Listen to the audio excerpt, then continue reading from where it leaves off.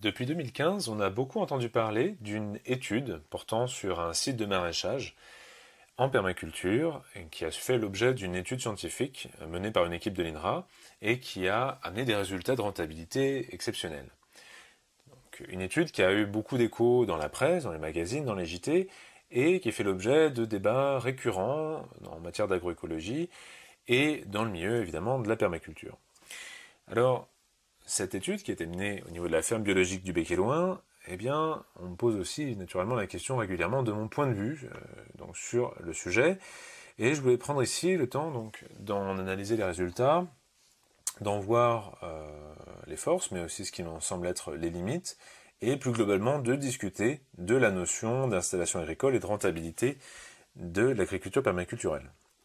Donc déjà, resituons le contexte. On est donc en Normandie, avec une étude qui s'appelle Maraîchage biologique, permaculturel et performance économique, menée de décembre 2011 à mars 2015 par trois structures, l'Institut Silva, la ferme elle-même, puis une équipe de INRA AgroParisTech avec un ensemble de partenaires. Donc il y a les logos ici. Sous la vidéo, vous trouverez d'autres sources. Donc il y a déjà naturellement le lien vers la page de la ferme du Bec-et-Loing où on peut donc télécharger les rapports d'études liés à ce travail de recherche. Vous avez également le lien vers un article critique de Catherine Stevens publié en septembre 2015 et la réponse de François Léger à cet article. François Léger qui est un ingénieur agronome qui fait partie de l'équipe de recherche. Alors déjà, reprécisons également le site de la ferme. Donc on est sur 20 hectares qui sont constitués pour l'essentiel de pâtures de vergers de bois. Donc on a seulement 4500 m², donc 0,45 hectares en maraîchage avec une approche très marquée par un maraîchage bio-intensif, avec des grandes sources d'inspiration bien connues, maraîchers parisiens du XIXe siècle, Elliott Coleman, Jean-Martin Fortier, et une approche du maraîchage bio-intensif qui n'est pas mécanisée. La superficie cultivée, eh bien, elle est de 1000 m², avec de légères fluctuations au fil de l'étude, mais tout de même, celle-ci est restée relativement stable. Alors effectivement, n'ont pas été étudiées dans leur ensemble ici toute la ferme, ni même les 4500 m², mais dans ces 4500 m² ont été isolés, plus spécifiquement différents sites, comme on peut le voir ici, sont entourés sur cette représentation schématique. Trois différentes espèces de sites, une partie sous serre, une partie en disposition de vergers maraîchers avec ces planches maraîchères qui sont intercalées entre des bandes fruitières où poussent des arbres fruitiers, donc une forme d'agroforesterie, et des parties plein champ, disons installées près de l'espace aquatique et également sous forme de butte. Voilà, un petit tableur pour repréciser exactement les superficies employées par ces différents espaces. Ce qui frappe, c'est qu'en 2014, on avait 44% de la surface cultivée sous serre, ce qui est une proportion très importante.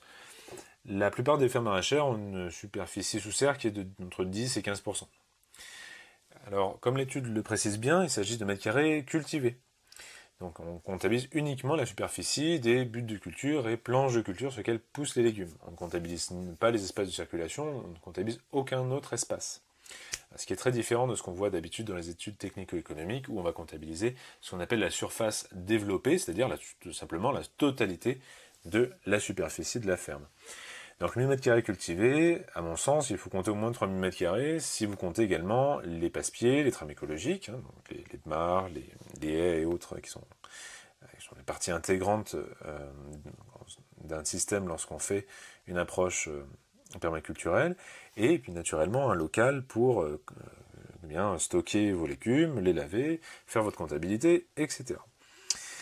Alors, les techniques employées sur le site, je ne vais pas beaucoup développer, on utilise ici tout le champ des techniques utilisées sur le maraîchage bio-intensif, donc des plantations très denses, beaucoup plus denses que ce qu'on voit d'habitude dans le domaine, des rotations rapides des cultures, des associations des cultures, il y a beaucoup de travail de recherche à ce niveau-là, des outils manuels avec aussi de l'innovation, avec des outils comme la campagnolette, un dérivé de la grelinette, l'usage des couches chaudes, donc des couches de fumier de cheval qui vont monter en température lors de décomposition, ce qui est fortement utile pour faire au printemps des légumes primeurs, puis l'usage de voiles, voiles de forçage et voiles anti-insectes notamment. Alors première observation importante aussi, on est sur un agroécosystème qui est déjà bien en place. on ne commence pas à T0. Charles et Perrine Hervé-Gruyer, donc les deux cofondateurs de la ferme, ont leur activité professionnelle agricole sur site depuis 2006, ce qui veut dire que l'étude commence en 2012 et commence en leur 7e année. Donc ils ont bien eu le temps d'améliorer l'état du site, de comprendre leur contexte et de gagner en compétences et en expérience. On est sur un système agroforestier déjà mature, avec des arbres qui jouent déjà des rôles d'apport d'ombre, de fraîcheur, de limitation de l'évapotranspiration en limitant les vents, etc. Sur des sols bien améliorés, je parlerai un peu plus tard de la question de la gestion de la fertilité. Une infrastructure déjà en place, donc les supports de culture, les serres, les systèmes d'irrigation sont déjà là, et on a une biodiversité importante avec ces auxiliaires de culture, notamment des insectes et des mammifères, qui vont réguler les populations de ravageurs. Alors, dans l'étude, vous avez également une évaluation des investissements, vous avez ici le détail. Alors là, encore une fois, c'est les investissements en équipement qui sont spécifiques à ces 1000 m². C'est un chiffre qui me semble quand même bas. Beaucoup de projets que je vois en termes de micro-fermes maraîchères vont avoir un budget d'équipement entre 30 et 50 000 euros. D'équipement uniquement. Donc excite la question de l'immobilier, des terres et des bâtiments. Si on considère uniquement les équipements, 30-50 000 euros. À mon avis, un des éléments qui explique ça, c'est que le matériel d'irrigation ici fait seulement 2364 euros, ce qui doit correspondre aux lignes d'asperceurs et de goutte à goutte utilisées, alors que sur une exploitation, il est courant que vous ayez également un point de fourrage par exemple, et ça, tout de suite, on va être sur des budgets de 5, 10, voire 15 000 euros. Donc voilà, c'est un poste, à mon avis, qui est assez peu représentatif pour une installation individuelle. Alors, nous avons ici le détail des résultats économiques. Il y a beaucoup de choses à en dire. On a une forte augmentation du chiffre d'affaires en 2013-2014. Alors, on verra un peu plus par la suite. En réalité, il ne s'agit pas de chiffre d'affaires, mais de valeur récoltée, ce qui est quand même un peu différent. Mais bon, pour le moment, restons sur ce terme-là. On a une légère augmentation des charges entre 2013 et 2014, et notamment ce qui va augmenter les charges, c'est le fait que non seulement on va avoir un temps de travail correspondant à une personne travaillant à temps plein, mais en plus on va intégrer le coût d'une main-d'œuvre additionnelle, donc le coût correspondant à un mi-temps au SMIC sur une année. L'étude aussi distingue une hypothèse basse et une hypothèse haute de coût. Hypothèse basse, c'est-à-dire qu'on va partir sur les coûts les plus bas possibles, avec notamment du matériel d'occasion. Hypothèse haute, on va partir du principe qu'on est sur un équipement neuf initialement. Bon, donc voilà, vous avez un peu plus donc, le détail là. C'est notamment évidemment les résultats de 2014 qui sont surtout mis en avant dans la communication de la ferme. Comme on peut le voir ici sur le graphique, on a une augmentation sensible de la valeur récoltée au fil des années, avec nécessairement une variabilité qui est liée aux saisons. On fait toujours plus de chiffre d'affaires en plein été qu'en plein hiver. Alors, on parle donc de valeur récoltée. En 2014, 54 300 euros hors taxe, ce qui fait un ratio de 543 000 euros par hectare cultivé. Et c'est vrai que quand on compare à ce qu'on voit d'habitude sur le maraîchage biologique, mais mécanisé et en plein champ, on est sur une moyenne d'habitude de 30 000 euros hors taxe de chiffre d'affaires par hectare développé.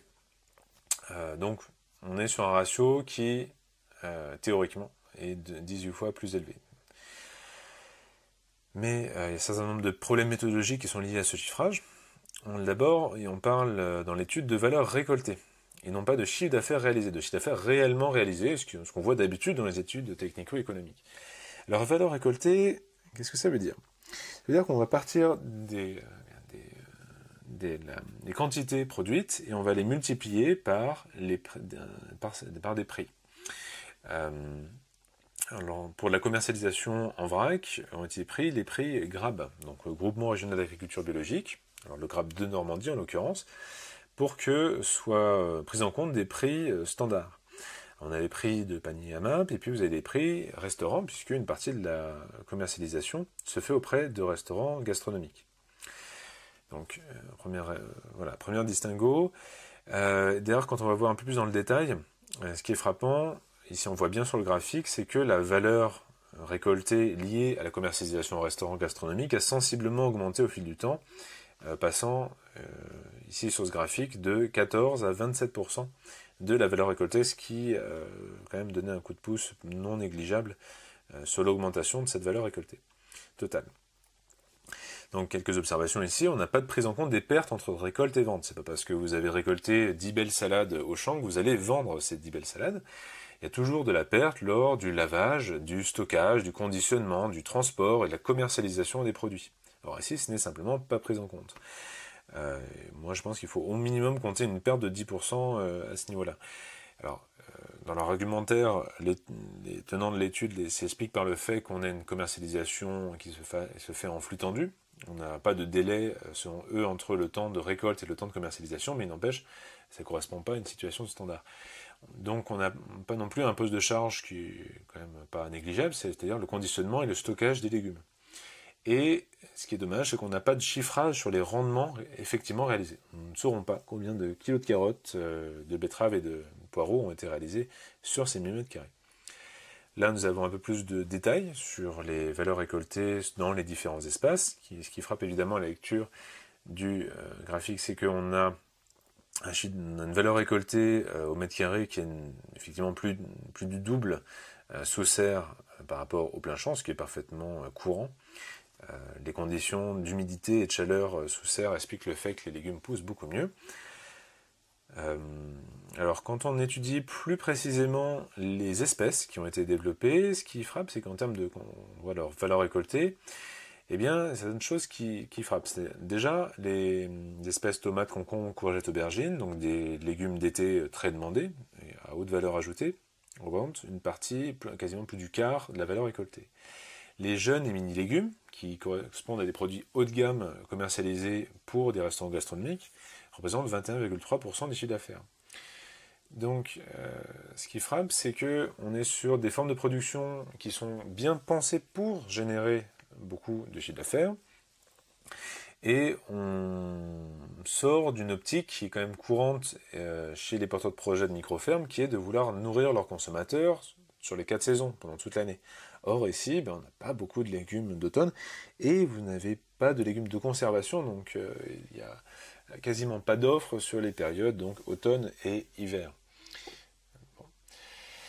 Maintenant, regardons les heures de travail. Ici, on va considérer donc les heures de travail cumulées. Donc sur 2013, alors les heures de travail sur site, donc on est encore sous la barre des 1500 heures, et en 2014, ils vont avoir une moyenne de 2100 heures de travail sur le site. Voilà un autre graphique qui détaille donc les postes. Préparation de sol, implantation des cultures, entretien récolte. Donc on parle vraiment spécifiquement des opérations de culture spécifiques à ces millimètres carrés. Alors, ce qui veut dire qu'on ne comptabilise pas la commercialisation ou encore l'administration liée à l'activité agricole. Dans l'étude, ils ont fait une évaluation forfaitaire donc de ces temps-là. Ils ont considéré que les temps de commercialisation et d'administration valaient un tiers supplémentaire sur ces 2100 heures au champ, ce qui faisait un total de 2600 et 2700 heures annuelles, soit une moyenne de 52 heures de travail hebdomadaire, ce qui est quand même dans la fourchette basse, aujourd'hui dans la profession de maraîcher. Alors, une observation quand même importante, c'est que travaillaient sur place 4 maraîchers professionnels, Charles, Perrine et puis 2 autres employés, et de nombreux stagiaires. Alors, toutes les heures de travail ont bien été comptabilisées, pas de problème à ce niveau-là, mais donc le cadre même de l'étude fait qu'on ne prend pas en compte ces synergies entre personnes, parce que vous avez toujours plusieurs personnes sur le site. Les gens ne se retrouvaient pas à travailler tout seuls en règle générale. Or, travailler à plusieurs, d'une part, il y a un effet de synergie psychologique, le travail est paraît toujours plus facile quand on travaille à plusieurs, mais c'est aussi d'un point de vue purement technique, il y a certaines opérations comme la pose de voile de forçage ou de la voile d'anti-insectes, qui sont beaucoup plus rapides à deux que tout seul. Donc ces synergies, simplement, ne sont pas prises en compte dans l'étude. Alors maintenant, parlons du sol et de la gestion de la fertilité. Alors il est vrai qu'au départ, ils ont démarré sur un sol qui était très peu propice au maraîchage, et même aux une activité de production agricole en général, c'est-à-dire un sol qui fait seulement 5 à 20 cm de profondeur. Après, on tombe sur la roche-mère constituée de silex. beaucoup de calories actifs, ce qui pose des problèmes nutritionnels pour les plantes, une dominante de limon, et pas d'argile, plus un coefficient de fixation de 0,3-0,6 sur le site, sur une échelle de 0 à 7. Alors ce coefficient de fixation, c'est un outil qu'on utilise dans une méthode d'analyse de sol, qui s'appelle la méthode ERODI, qui permet de mesurer la capacité du sol à fixer les éléments nutritifs. Voilà. Donc on est sur un sol qui, au départ, retenait très peu les éléments nutritifs, donc ce qui est effectivement un grand handicap. Alors, problème, ici, on n'a aucun chiffrage dans l'étude sur les fertilisants utilisés, les amendements organiques utilisés.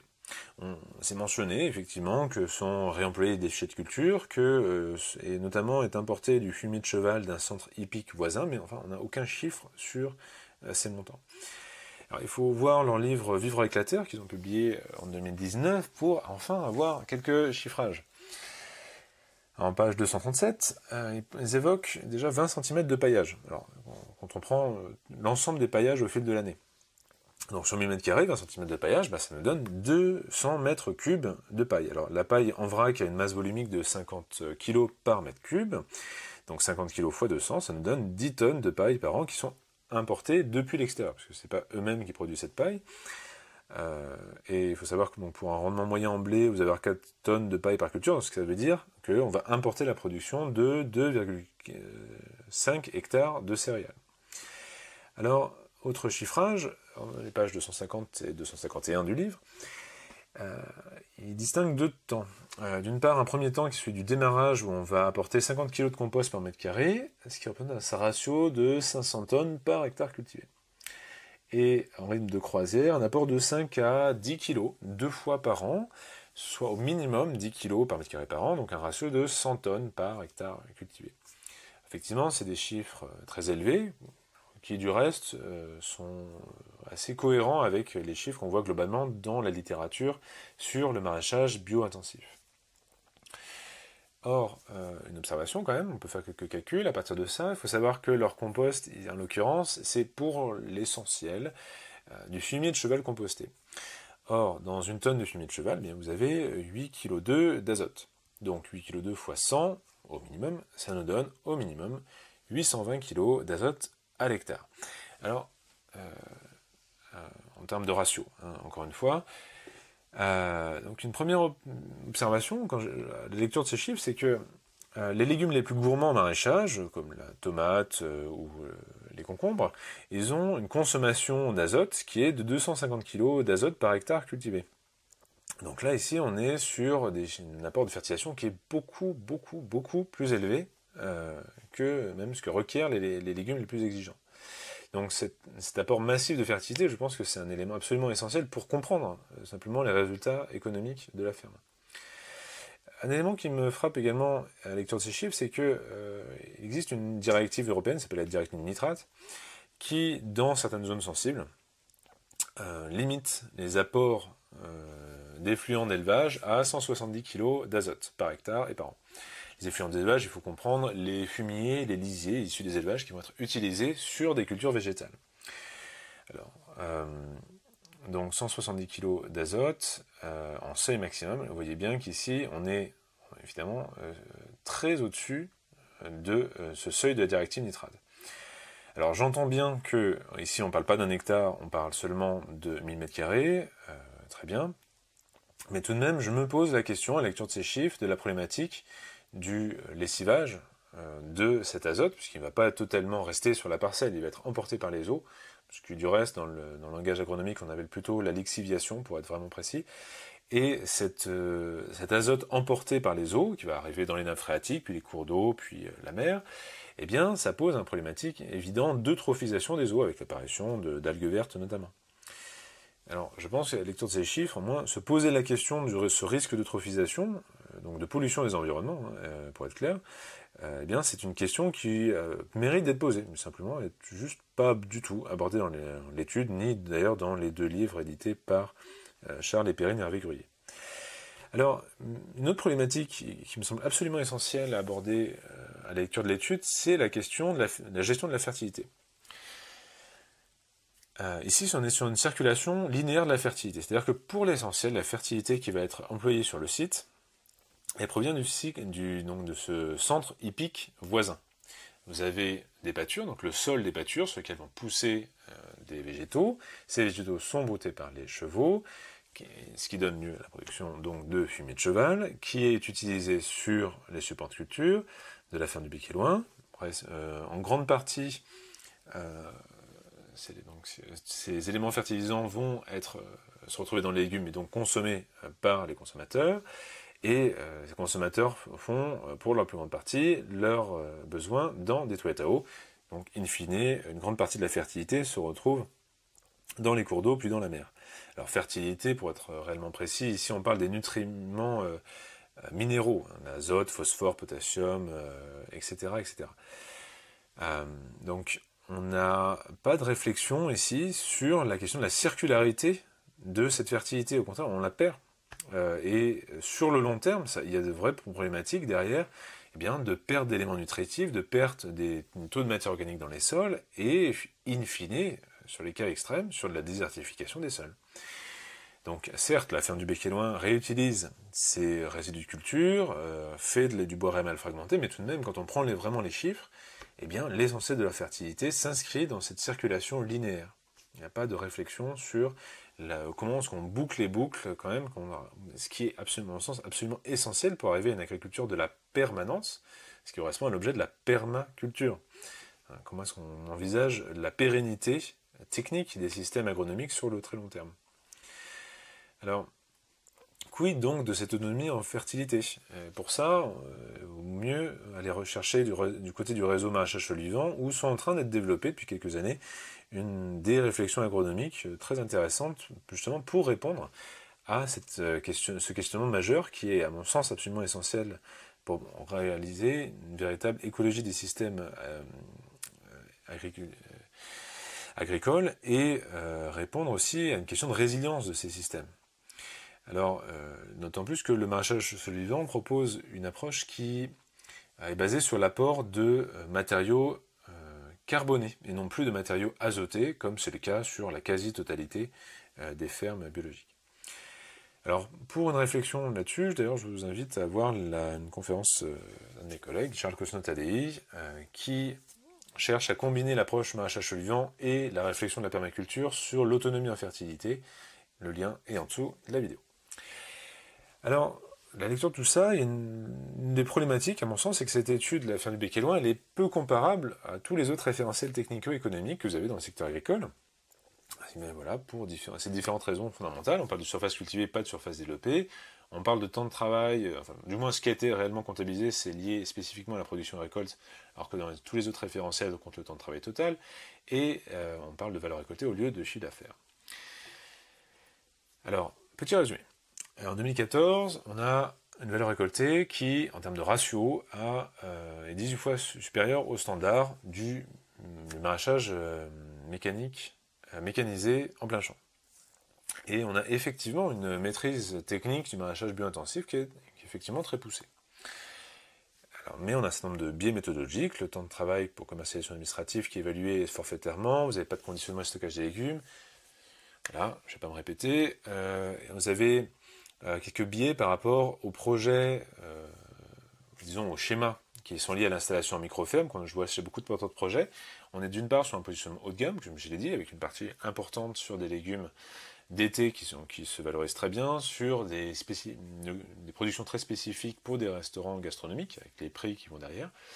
Vous avez des 4 maraîchers de nombreux stagiaires, donc il n'y a pas de prise en compte de la notion de synergie, et puis vous avez aussi beaucoup de compétences finalement avec toutes ces personnes.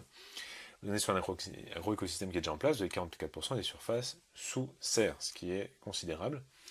Et vous avez simplement des angles morts dans l'étude, simplement pas amenés. Par exemple, la gestion de l'irrigation n'est absolument pas développée, on n'a pas d'éléments techniques pour savoir précisément comment a été menée cette irrigation, notamment le volume d'eau consommée n'est pas du tout évoqué. Et puis, il y a aussi cette gestion de la fertilité. Quid des quantités utilisées, du risque d'eutrophisation, de cette problématique de circulation linéaire de la fertilité, pas d'éléments là-dessus. Donc, les déclarations triomphantes de la ferme, à mon sens, sont quand même à prendre avec des pincettes. Voilà, je pense que l'ensemble de ces limites aurait dû amener quand même la ferme à avoir un peu plus de prudence dans sa communication, mais bon, Bon, mais ça n'a pas l'air de les freiner, avec des déclarations comme on peut en conclure qu'avec 500 mètres carrés de butte culture permanente, produisent en valeur l'équivalent d'un hectare de maraîchage biologique mécanisé, ou encore il est possible de créer son activité de façon à générer un revenu net de plus de 1500 euros par mois, tout en parvenant à une qualité de vie correcte. Bon. Et les chiffres de l'étude, enfin les chiffres de la valeur récoltée, sont repris et même augmentés d'ailleurs dans le modèle d'installation que propose Charles et Périnée Avegrier à la fin de leur livre Vivre avec la Terre. Donc en termes de communication, il n'y a absolument aucun recul, bien au contraire, sur les résultats affichés de l'étude. Alors moi, à la vision de tout ça, je me pose la question de est-ce qu'il faut prouver la rentabilité de la permaculture après tout Est-ce que ce sujet est réellement pertinent? Je pense que la problématique, en tout cas, mérite d'être posée, puisque, contrairement à une idée fausse, bien répandue, la permaculture, ce n'est pas une méthode agricole. Vous n'avez pas de cahier des charges sur la technique obligatoire et interdite, vous n'avez pas de labellisation, vous n'avez pas d'itinéraire technique préconisé. Pour ma part, je la définis simplement comme l'art de créer des écosystèmes humains durables, et donc pour schématiser très brièvement, c'est-à-dire qu'on combine à la fois une réflexion d'ordre philosophique et politique, et une méthode de conception de projet qu'on appelle méthode de design. Donc, oui, ce n'est pas une méthode agricole. Et clairement, dans les travaux des fondateurs, Mollison et Holmgren, vous n'avez pas d'objectif de performance économique. Eux, leur préoccupation, ce n'est pas la performance économique, c'est la notion de viabilité sur le très long terme des systèmes agronomiques. Or, un biais quand même fondamental, c'est que régénérer la biodiversité, les sols, l'eau, capter les gaz à effet de serre, diminuer l'usage des ressources fossiles, s'autonomiser en fertilité, devenir de plus en plus résilient, s'inscrire dans un territoire, etc. Tous ces éléments extrêmement positifs pour la société ne sont globalement, je schématise, mais tout de même globalement ne sont pas valorisés économiquement. Et faire l'exact inverse, donc dégrader la biodiversité, les sols, l'eau, émettre des gaz à effet de serre, ainsi de suite, eh bien tout ça n'est globalement pas sanctionné économiquement. Donc on a des biais économiques structurels dans le secteur agricole qui sont globalement défavorables à la permaculture et plus globalement à l'approche agroécologique. Donc il est évident que lorsqu'on s'intéresse réellement à ces problématiques, on dépasse assez vite le cadre des projets individuels et il y a véritablement la nécessité d'une réflexion d'ordre politique qui amène nécessairement à des débats et des questions de prise de décision sur des sujets aussi divers que la recherche en agronomie, la formation des agriculteurs, l'accompagnement à la transition écologique des systèmes agricoles, etc., etc. Et aussi, une problématique, c'est pourquoi les fermes ne devraient-elles produire que des denrées agricoles? C'est une reproche qui est régulièrement fait à la ferme de Bec-et-Loing et plus globalement à des fermes agroécologiques, qui ne produisent pas, qui ne génèrent pas la totalité de leur chiffre d'affaires uniquement par des denrées agricoles, mais qui complémentent avec de l'artisanat, avec des activités de service, comme des formations, des visites, des événementiels. Alors, à mon sens, il n'y a pas de raison rationnelle et objective qui amènerait les fermes à ne faire que de la production agricole. Même cette vision est même issue de l'industrialisation du secteur agricole, ce qu'on appelle la révolution verte, qui a lieu des années 50 aux années 70. Auparavant, il faut bien voir que dans la paysannerie traditionnelle française, eh bien, on ne faisait pas que des denrées agricoles, vous aviez aussi beaucoup de services du quotidien qui étaient produits par les fermes, et beaucoup d'artisanat. Donc il n'y a pas de raison objective de restreindre le débat à la notion de production de produits agricoles. Alors, tout de même, quand on, disons, se descend du contexte franco-français, on trouve des choses intéressantes à l'étranger, et notamment ce travail qui a été à mémoire de master réalisé par Gabriel Bastien, qui porte sur des systèmes agricoles au Québec. C'est 35 fermes biologiques qui ont été, disons, analysées dans cette étude, dont 28 se réclament de la permaculture. Et donc là, on a une base de données beaucoup plus extensive, déjà, sur les performances technico-économiques de ces fermes permaculturelles. Alors, bon, l'étude est riche, vous avez le lien là aussi en dessous de la vidéo pour y accéder. En tout cas, ce qui apparaît en conclusion, c'est que, en moyenne, globalement, les performances économiques de ces fermes en permaculture eh bien, s'inscrivent dans la moyenne, ni plus ni moins, des exploitations agricoles au Canada, globalement. Alors, si vous voulez avoir des éléments de réflexion, de chiffres, de réalité liés à l'installation agricole pour du maraîchage donc dans un modèle de micro-ferme, je vous recommande chaudement la thèse de Kevin Morel, donc menée au niveau d'AgroParisTech, qui portait sur cette thématique-là, Alors, thèse que vous pouvez trouver en ligne, mais déjà, vous avez des conférences de Kevin Morel aussi qui vulgarisent ces résultats, et notamment cette conférence-là, Microferme et permaculture, des rêves à la viabilité, qui donne des chiffres et des retours d'expérience qui sont tout à fait intéressants, et à mon sens, beaucoup plus pertinents que l'étude de la ferme du Bec et Loin. Voilà, c'était tout pour cette vidéo aussi. Si vous avez vous-même des retours d'expérience, d'autres éléments d'analyse que sur lesquels que simplement je n'aurais pas traité, n'hésitez pas à les mettre dans les commentaires. Et à bientôt.